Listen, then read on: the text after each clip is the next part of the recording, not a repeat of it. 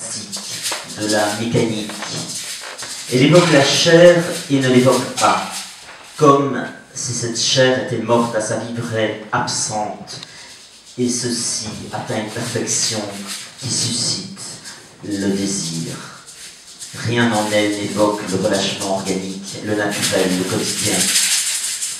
Une chair retranchée dans une tour de verre, mais frappante et vivante de violence. Une absence de femme vertigineuse et désirable. Il ne s'agit plus d'une femme ni d'un homme, mais d'un être de provocation sexuelle et de façon plus abstraite, de séduction pure. Il me faut pour écrire être dans un état particulier de renoncement à tout ce qui m'agite, à tout ce qui dans un autre contexte me ferait bouger vers l'extérieur. Être dans ma solitude et plonger dans ma réflexion, voilà exactement le fonctionnement qui produit. Me divertir encore de cette tâche qui m'éloigne de la présence physique des autres, et dans ce divertissement mourir à moi-même, à ma prospérité, à mon avenir, à mon travail.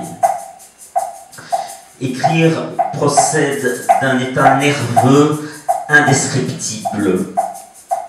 Pratiquer une écriture comme on pratique un sport, d'une énergie ardente, sonore, avec quelque chose d'innovateur, de ramassé, de fort, d'impérieux et de brusque, de personnel, d'intense, de la vigueur, toujours et encore de la vigueur. Les femmes des Jeux Olympiques, la beauté homérique de leur corps, le détachement au sein de l'effort, comme ce qu'il y a de plus abouti, de plus raffiné, ce feu froid comme de la glace, de plus intrépide. L'ascétisme de la championne chinoise, sans sourire, après avoir remporté la médaille d'or. Du contenu, je veux dire, je veux qu'il soit brillant, je veux qu'il soit vulgaire, qu'il aille, s'il le faut, jusqu'au bout de la vulgarité.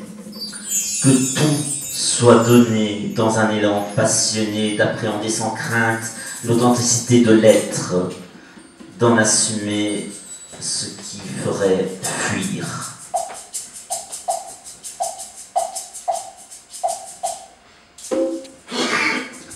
Il me montre son poignet, la cicatrice par où le sang s'écoulait afin de rompre définitivement avec l'existence.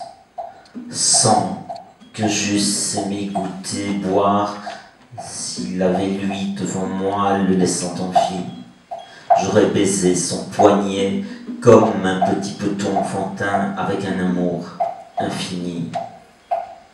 Son sang vermeil qui versait lui-même, violence faite à ses veines, à sa peau, à l'épaisseur de la chair sectionnée.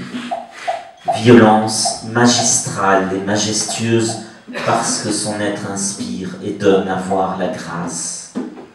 À cause des vêtements de satin ample et blanc, décorés, brodés, du maintien désirable du corps, de l'expression tragique et belle du visage.